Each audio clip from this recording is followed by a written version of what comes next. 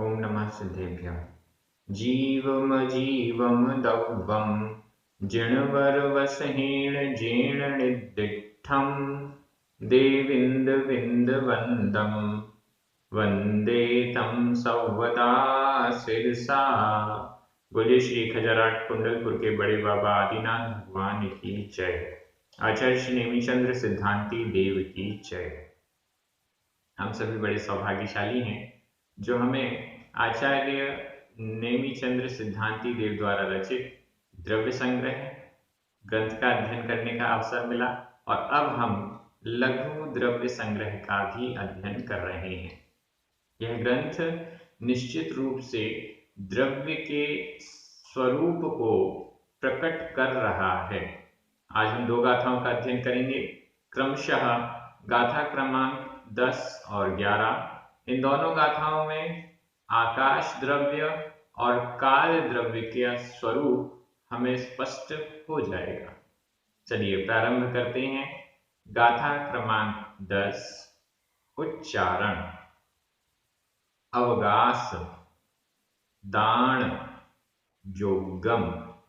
अवगास दान जोगम। जीवादीणम। जीवादीणम व्याण।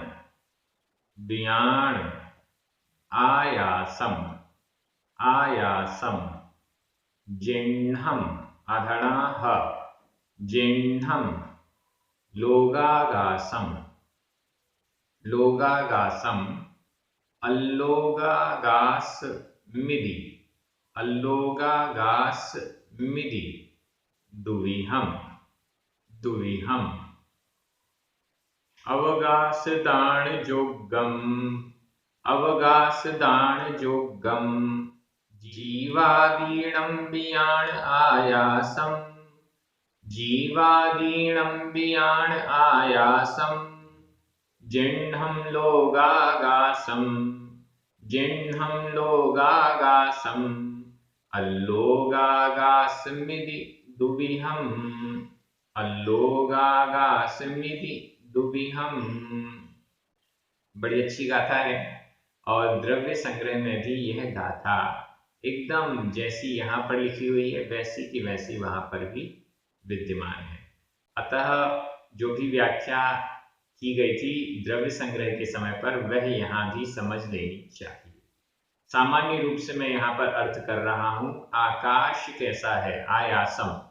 आयासम आकाश। आकाश को व्याण। व्याण जानो। आकाश को जानो। वह आकाश है, उस आकाश को व्याण जानो, ऐसा यहां पर कह रहे हैं। यहां पर व्याण यह विधि एवं आज्ञा काल मध्यम पुरुष एक वचन का क्रिया रूप है। आकाश को जानो। कैसा जानो? आकाश का क्या स्वरूप है? अवगास दान जोगम जीवादीणम। अवगास दान जोगम। अवगास अवकाश। अवकाश। अवकाश का अर्थ है स्थान, जगह, स्पेस। दान देने में, जोगम योग्य, समर्थ। स्थान देने में जो समर्थ है वह आकाश है। आकाश द्रव्य स्थान देने में समर्थ है। धर्म द्रव्य चलने का माध्यम है, चलने में सहायक है। अधर्म द्रव्य ठहरने का माध्यम है, ठहरने में सहायक है। लेकिन चलना हो या ठहरना हो, स्थान की जरूरत तो होती है। कहाँ पर चलना है, कहाँ पर ठहरना है, तो वह स्थान कौन देगा? इस प्रश्न का उत्तर आकाश द्रव्य के रूप में मिल रहा है। अवगास दान जोगम। अवकाश, स्थान, स्पेस देने में जो योग्य है, समर्थ है, उसे आकाश द्रव्य जानो। व्याण जानो, उसे आकाश द्रव्य जानो। वह आकाश द्रव्य है। ऐसा जानो, ऐसा समझो। किसको स्थान देता है? धर्म द्रव्य और अधर्म द्रव्य तो सिर्फ पुद्गल और जीव को चलने और ठहरने में सहायता करते हैं। आकाश द्रव्य किसको सहायता करता है? जीवादीणम। यहां संधि विच्छेद कर लें। जीव प्लस आदीणम। जीव वा में अ, छोटा आ, आदीणम बड़ा अ, छोटा आ और बड़ा आ मिलकर बड़ा आ हो गया। जीव आदीणम। जीव आदि। आदि आदि से सभी को ले लीजिए, सभी द्रव्यों को। जीव को आदि लेकर, जीव से शुरुआत करके सभी द्रव्यों के लिए, सभी द्रव्यों के स्थान दान करने में जो समर्थ है, सभी द्रव्यों के लिए जो स्थान देता है, वह आकाश द्रव्य है। उसको आकाश जानो। एकदम सरल हो गया। आकाश द्रव्य जीव के साथ साथ पुद्गल, धर्म, अधर्म और काल, इन द्रव्यों को भी स्थान देता है। और जो दूसरों को स्थान देता है वह स्वयं को तो स्थान देता ही होगा। जो दूसरों को जगह देता है उसके पास खुद भी जगह होगी, तब तो वो देता है। तो इस दृष्टि से सभी द्रव्यों को, छहों द्रव्यों को स्थान देने का कार्य आकाश द्रव्य करता है। ये यहां पर स्पष्ट हो गया।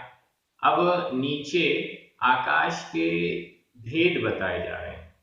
आकाश कितने प्रकार का है? दुविहम। अंतिम शब्द दु, दो, विह, प्रकार, दो प्रकार का है। आकाश द्रव्य दो प्रकार का है। कौन कौन से भेद हैं वो? लोगागासम, अल्लोगागासमिति। लोगागासम, अब यहां संधि विच्छेद कर सकते हैं। लोग प्लस आगासम, ग में छोटा आ, आगासम का बड़ा आ, छोटा आ और बड़ा आ मिलकर बड़ा आ हो गया। लोग आगासम, लोगागासम। लोक आकाश, लोकाकाश। पहला भेद है लोकाकाश और दूसरा अल्लोगागासमिति।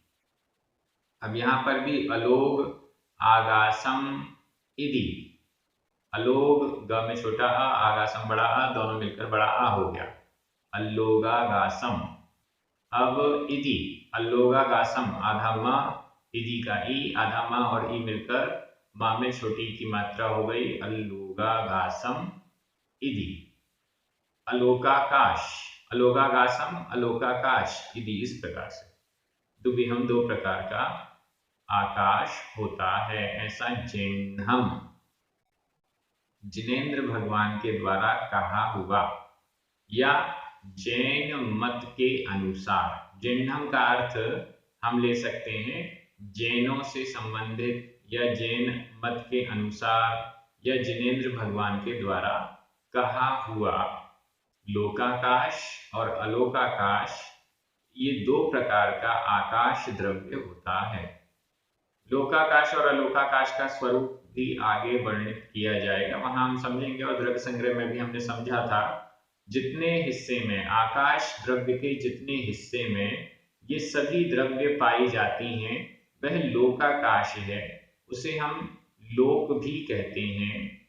और इसके बाहर जो अनंत आकाश है वह अलोकाकाश है। यहाँ पर सिर्फ आकाश द्रव्य है, अन्य कोई भी द्रव्य नहीं है। तीन लोक का जो नक्शा हम देखते हैं वो लोकाकाश ही है। जो वात वलय हैं, तीनों लोकों को घेरे हुए वात वलय हैं, वे वात वलय भी लोकाकाश के अंतर्गत ही हैं, तीन लोक का हिस्सा ही माने गए हैं। लोकाकाश के बाहर अलोकाकाश में कोई भी द्रव्य, आकाश द्रव्य के अलावा कोई भी अन्य द्रव्य नहीं है, ऐसा हमें समझना चाहिए। और इस प्रकार से इस गाथा का अर्थ कंप्लीट हो गया है। विभक्तियां देख लीजिए। यहाँ पर जीवादीनम, यह षष्ठी विभक्ति का बहुवचन है।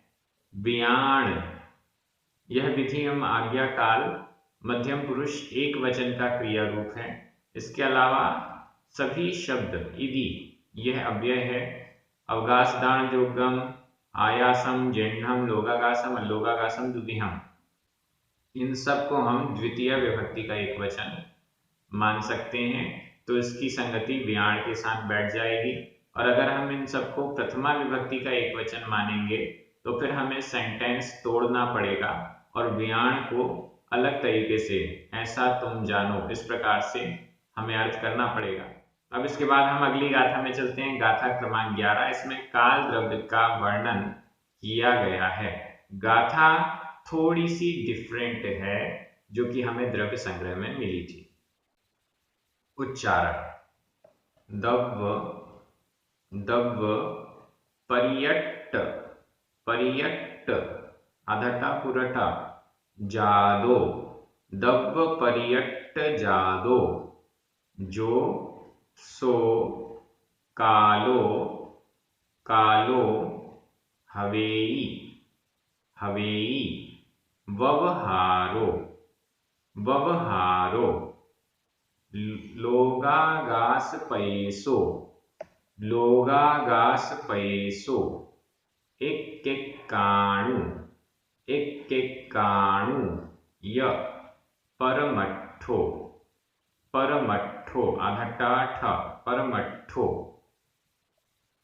दव्व पर्यट्ट जादो दव्व पर्यट्ट जादो, जो सो कालो हवेई ववहारो जो सो कालो हवेई ववहारो, लोगागास पैसो लोगागास पैसो, एक्केक्काणु य परमट्ठो एक्केक्काणु य परमट्ठो।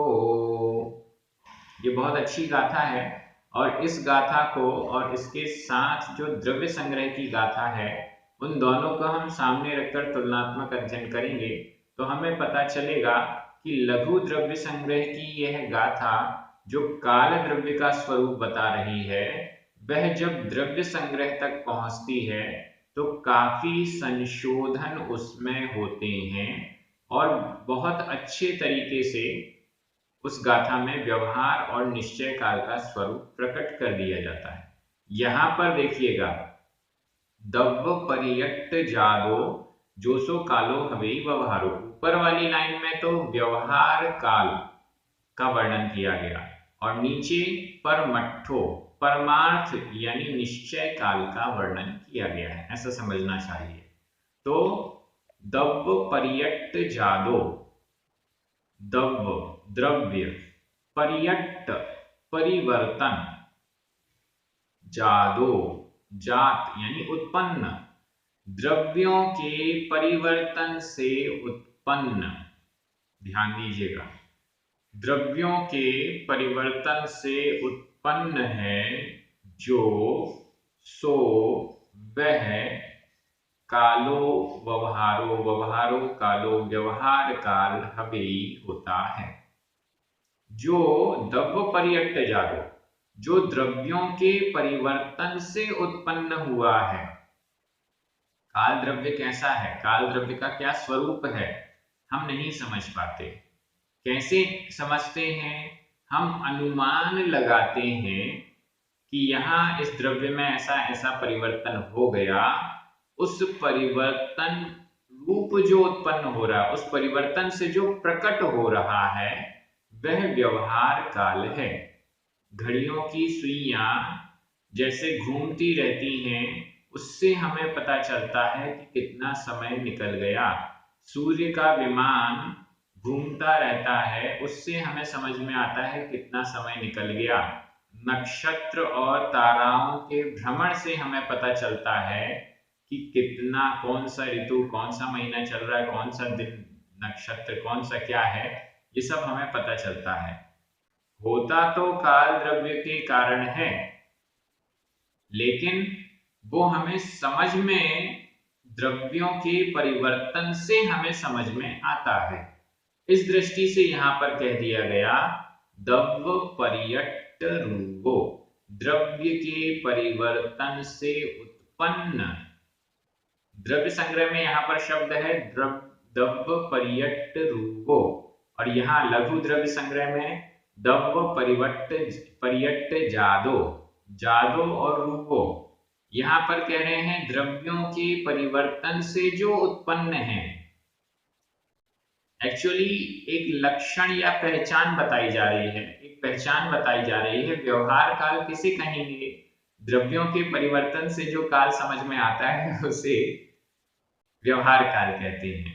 जैसे उदाहरण समझिएगा, अगर हम पूछते हैं आपको यह कार्य करने में कितना समय लगा, कैसा उत्तर हम देते हैं? हमें 10 मिनट लगे, 15 मिनट लगे, या हम ऐसा भी कहते हैं जितना समय हमें रोज लगता है उतना समय आज भी हमें लगा।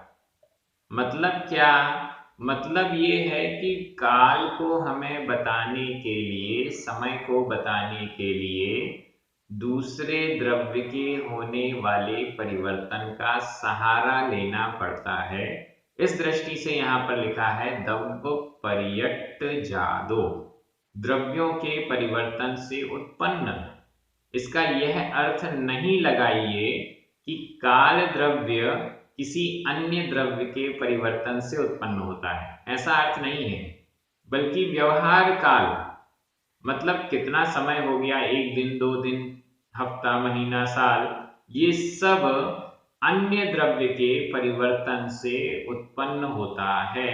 मतलब ये टाइम पीरियड, कितना टाइम हो गया, ये हम अन्य द्रव्य के द्वारा समझ पाते हैं, इसलिए यहाँ पर जादो शब्द का प्रयोग किया है। और बाद में द्रव्य संग्रह में इसको चेंज करके रूप कर दिया। तो दोनों की व्याख्या के समय आप पिछली गाथा की व्याख्या देखिएगा और अभी की व्याख्या देखिएगा, तो दोनों में अंतर आपको थोड़ा सा स्पष्ट समझ में आएगा। और ये हम समझ सकते हैं, नेमी चंद्र स्वामी जी ने जब लघु द्रव्य संग्रह की रचना की तो वो पहले की थी, और इसके बाद बहुत विचार विमर्श किया होगा, चिंतन किया होगा, और फिर उसका विस्तार करते समय कुछ कुछ शब्द जो चेंज किए वो और अधिक प्रामाणिक और अधिक समझाने वाले हो गए, ऐसा हमें समझना चाहिए। तो यहाँ पर द्रव्यों के परिवर्तन से जो उत्पन्न है वह व्यवहार काल हवेई होता है। हवेई यह वर्तमान काल अन्य पुरुष एक वचन का क्रिया रूप है। लोगागास पैसो एक एक काणु ये परमठ। अब देखिए परमार्थ काल क्या है? परमार्थ काल परमठो, परमार्थ या निश्चय काल। वास्तविक काल द्रव्य क्या है? ये व्यवहार काल जो है उसे वास्तविक नहीं कहा जा रहा। यहाँ पर परमार्थ शब्द दे देने से व्यवहार काल को वास्तविक नहीं कहा जा रहा, बल्कि व्यवहार काल तो हमें काम चलाने के लिए है।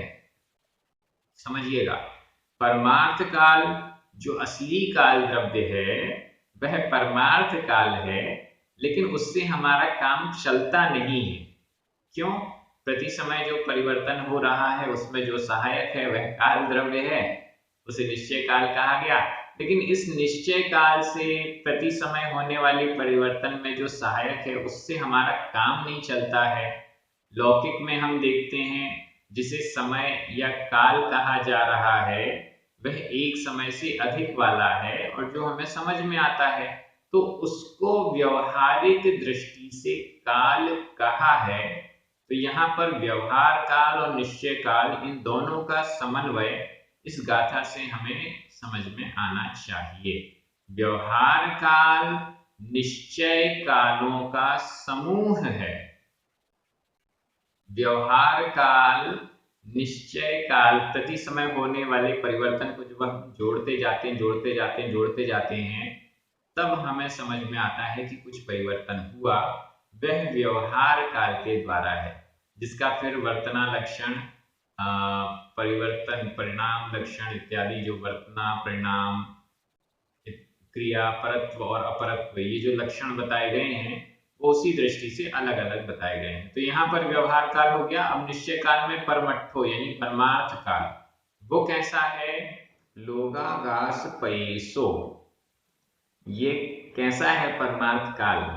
लोगागास पयेसो, लोगागास पयेसो, लोगागास के प्रदेश के बराबर, लोगागास लोकाकाश, पयेसो प्रदेश, लोकाकाश के बराबर प्रदेश है जिसका, लोकाकाश के एक एक प्रदेश के बराबर, एक एक। अब यहाँ एक एक काणु, इसका भी संधि विच्छेद कर लें, एक एक का में छोटा आ, एक का ए, छोटा आ और ए मिलकर आ हट गया, ए रहेगा, एक एक।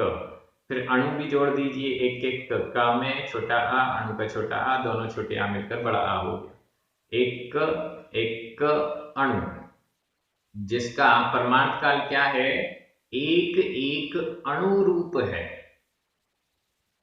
परमार्थ काल एक एक अणु रूप है, और वह कैसा है, लोकाकाश पयेसो, लोकाकाश के प्रदेश के बराबर, लोकाकाश के एक एक प्रदेश के बराबर एक एक अणु, यह काल द्रव्य का अणु कहलाता है और इसको ही परमार्थ काल कहते हैं।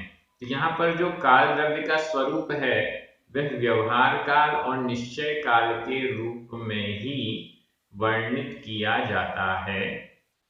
व्यवहार काल और निश्चय काल दोनों एक ही सिक्के के दो पहलू हैं, ऐसा हम समझें। व्यवहार काल के बिना निश्चय काल नहीं, निश्चय काल के बिना व्यवहार काल नहीं, एक सिक्के के दो पहलू हैं। निश्चय काल हमें समझ में नहीं आता, बहुत सारे निश्चय कालों को जब हम जोड़ लेते हैं तो वह व्यवहार काल का रूप बन जाता है, ऐसा हमें समझना चाहिए। ऐसा यहाँ बिल्कुल नहीं कह रहे कि व्यवहार काल काल्पनिक है, ऐसा नहीं कहा जा रहा है, और यह भी नहीं कि निश्चय काल काल्पनिक है। निश्चय काल को तो परमार्थ कह दिया तो काल्पनिक कहने की जरूरत ही नहीं रहती, लेकिन व्यवहार काल भी काल्पनिक नहीं है, ऐसा हमें समझना चाहिए। इस दृष्टि से गाथा सरल है, काल द्रव्य के विषय में कुछ सोचने के लिए हमें यहाँ पर प्रेरित किया गया है। आगे और भी गाथाएं आएंगी जिनके द्वारा हम इन द्रव्यों का स्वरूप और अच्छे से समझने का प्रयास करेंगे। यहाँ पर विभक्तियां देख लीजिए, दव्व पर्यट्ट जादो, जो सो कालो व्यवहारो, लोगागास पयेसो, एक एक काणु, परमट्टो, सब जगह प्रथमा विभक्ति का एक वचन है। और हवेई वर्तमान काल अन्य पुरुष एक वचन का क्रिया रूप है। यह है अव्यय है, इसका अर्थ है और। इस प्रकार से इस गाथा का भी अर्थ हो गया। ये दोनों गाथाएं बहुत अच्छी हैं। आगे की गाथाओं में हम और विस्तार से काल द्रव्य को समझेंगे। आगे की गाथाएं भी बेहद महत्वपूर्ण हैं, हमारे लिए समझने योग्य हैं। आप सभी बहुत अच्छे से अध्ययन कर रहे हैं और द्रव्य संग्रह को, लघु द्रव्य संग्रह को, अन्य जैन आचार्यों के मूल ग्रंथों को प्राकृत भाषा की दृष्टि से समझ रहे हैं। ये बेहद महत्वपूर्ण कार्य हम सभी के द्वारा, हम सभी का पुरुषार्थ बहुत अच्छा चल रहा है, ऐसा हमें समझना चाहिए। आप सभी बहुत अच्छे से अध्ययन कर रहे हैं, सभी को बहुत बहुत धन्यवाद। पुण्यार्जकों को विशेष धन्यवाद। सभी को जय जिनेंद्र। जिनवाणी माता की जय।